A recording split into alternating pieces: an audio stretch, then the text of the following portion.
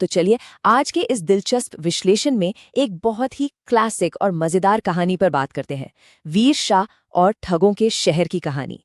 ये कहानी ना बड़ी ही खूबसूरती से दिखाती है कि कैसे प्रेजेंस ऑफ माइंड यानी अपनी सूझबूझ के दम पर किसी भी नामुमकिन सी दिखने वाली चुनौती को आसानी से मात दी जा सकती है।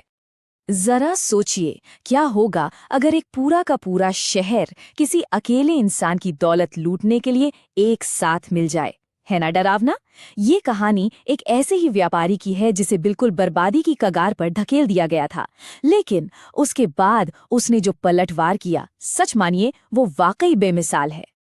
आइए इस कहानी के पहले भाग यानी सूर्यद्वीप की ओर प्रस्थान से शुरुआत करते हैं। रतनगढ़ का रहने वाला हमारा ये व्यापारी वीर शाह पूरे एक हफ्ते की लंबी समुद्री यात्रा करके सूर्यद्वीप पहुंचता है। लेकिन यहाँ ध्यान देने वाली बात यह है कि दांव पर बहुत कुछ लगा हुआ है।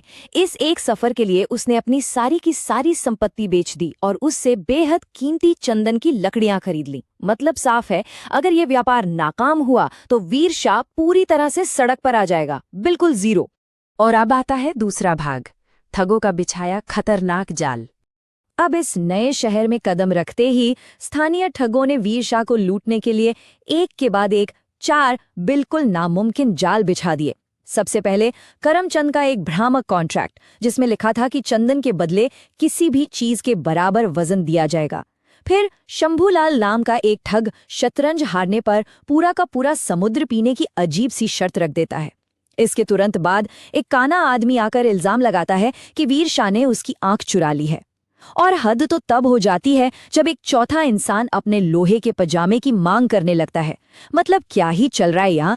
हालात तब और भी खौफनाक हो जाते हैं जब एक बेकाबू भीड़ वीर शाह पर हमला कर देती है। वो लोग उसे बुरी तरह पीटते हैं और उन असंभव मांगों को पूरा करने का दबाव बनाते हैं। इस पॉइंट पर आकर ऐसा लगता है कि बस अब सब खत्म। इस व्यापारी के पास बचने का कोई रास्ता, कोई गुंजाइश ही नहीं बची है। लेकिन कहानी में असली ट्विस्ट आता है तीसरे भाग में, अंधे उस्ताद की गुप्त बैठक। देखिए, जब इंसान पूरी तरह से हार मान चुका हो ना, तब किसी समझदार इंसान की एक छोटी सी सलाह भी अचूक रास्ता दिखा सकती है। यहाँ सराय का मालिक चंद्रसागर वीर शाह को एक राज बताता है। वो कहता है कि इन ठगों का एक अंधा उस्ताद है। अगर आज रात भेष बदलकर उनकी गुप्त बैठक में जाया जाए तो उस्ताद खुद अनजाने में अपनी ही योजनाओं की खामियां उजागर कर देगा। ये इस कहानी का एक बहुत बड़ा टर्निंग पॉइंट था। और वीर शाह बिल्कुल वैसा ही करता है। वो रात के अंधेरे में छिपकर सुनता है कि कैसे वो सारे ठग अपनी चालाकी की डींगे हाँक रहे हैं। लेकिन तभी उनका अपना अंधा उस्ताद उनकी एक एक योजना का पर्दाफाश कर देता है, उन्हें खोखला साबित कर देता है। उसी गुप्त ठिकाने के अंधेरे में उन जानलेवा जालों की सबसे बड़ी कमजोरियां वीर शाह के सामने आ जाती हैं। उसे सर्वाइवल का पूरा ब्लूप्रिंट मिल जाता है। और अब बारी है चौथे भाग की, कचहरी में वीर शाह का शानदार पलटवार। तो देखते हैं कि पहला जाल कैसे कटता है। करमचंद ने कॉन्ट्रैक्ट में कहा था कि चंदन के वजन के बराबर कुछ भी मांग लो। वीर शाह कचहरी में पलटवार करते हुए मांग करता है कि ठीक है, मुझे चंदन के वजन के बराबर पिस्सू यानी छोटे छोटे कीड़े चाहिए। अब जरा सोचिए, इतने सारे पिस्सू इकट्ठा करना तो फिजिकली असंभव है। चाल पूरी तरह उल्टी पड़ गई और जाल बिछाने वाला खुद अपने ही जाल में फंस गया। दूसरी शर्त पर भी वीर शाह का काउंटर तर्क एकदम सटीक और लाजवाब है। शतरंज हारने पर उसे पूरा समुद्र पीने को कहा गया था, राइट? वीर शाह बड़ी शांति से कहता है कि वो पानी पीने को बिल्कुल तैयार है, लेकिन पहले समुद्र में गिरने वाली सभी नदियों का पानी रोका जाए। जाहिर सी बात है, किसी ऐसे बर्तन को खाली कैसे किया जा सकता है जिसे लगातार भरा जा रहा हो? कमाल का लॉजिक है। तीसरा मामला और भी दिलचस्प है।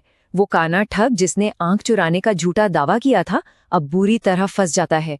वीर शाह जज के सामने मांग करता है कि ये ठग अपनी दूसरी आंख भी निकाल कर दे, ताकि तराजू में रखकर दोनों आंखों का मिलान किया जा सके। अब खुद को पूरी तरह से अंधा करने के डर से वो ठग मारे खौफ के कांपने लगता है। ये जो एक के बाद एक लगातार पलटवार हो रहे हैं ना, ये साफ दिखाते हैं कि कैसे वीर शाह की घबराहट की जगह अब एक अचूक और अकाट्य तर्क ने ले ली है। चौथे आदमी को, जिसने लोहे का पजामा मांगा था, वीर शाह बस इतना कहता है कि वो पजामा सिलने को तैयार है, बस उसे सिलने के लिए लोहे का धागा लाकर दे दिया जाए। सामने वाले की बोलती बंद। अंत में आते हैं हमारे आखिरी भाग पर, बुद्धि और धैर्य की जीत। इस पूरे ड्रामे के बाद चंदन व्यापारी करमचंद पर जो भारी जुर्माना लगाया जाता है, उसमें से पूरे 500 सोने के सिक्के सीधे वीर शाह को दिए जाते हैं, उसकी परेशानी और नुकसान की भरपाई के तौर पर। और सच कहूं तो ये कोई छोटी मोटी रकम नहीं थी। और अगर न्याय की बात करें तो कोतवाल ने बेहद सख्त फैसले सुनाए। करमचंद को 1000 सिक्कों का भारी जुर्माना, शंभूलाल को 100 कोड़े और झूठी गवाही देने वाले बाकी दोनों ठगों को 50-50 कोड़ों की सजा मिली। ये विस्तार से की गई कार्रवाई दिखाती है कि शहर भले ही कितना भी भ्रष्ट क्यों ना हो, न्याय की एक सीमा वहां भी मौजूद थी। शारीरिक दंड तो मिला ही, साथ ही इन सभी ठगों को तुरंत 6 महीने के लिए जेल भी भेज दिया गया। ये सख्त सजा ये पक्का करती है कि अब वे इतनी जल्दी किसी और सीधे साधे इंसान को अपना शिकार नहीं बना पाएंगे। और सबसे बड़ी बात, शहर का सबसे बड़ा अधिकारी यानी कोतवाल आधिकारिक तौर पर वीर शाह को पूरी तरह से निर्दोष करार देता है। ये फैसला उस अपराधी गिरोह पर इस अकेले व्यापारी की एक बहुत ही शानदार और पक्की जीत साबित होता है। तो हमारा नायक न केवल इस खौफनाक तजर्बे से सही सलामत बच निकलता है, बल्कि वो अपना असल लक्ष्य भी हासिल कर लेता है। वो अपना चंदन बहुत भारी मुनाफे पर बेचता है और एक अमीर और पहले से कहीं ज्यादा समझदार इंसान बनकर अपने घर लौटता है। एक भयानक त्रासदी कैसे एक बहुत बड़ी सफलता में बदल गई, ये उसका परफेक्ट उदाहरण है। तो इस पूरे विश्लेषण के बाद सवाल ये उठता है कि कैसे मानसिक संतुलन बनाए रखने और सामने वाले की योजनाओं में छुपी खामियों को उजागर करने से किसी भी असंभव सी दिखने वाली मुश्किल को जीत में बदला जा सकता है। जिंदगी में जब भी ऐसे नामुमकिन जाल सामने आए तो यही क्रिटिकल थिंकिंग, यही आलोचनात्मक सोच सबसे बड़ा हथियार बनती है।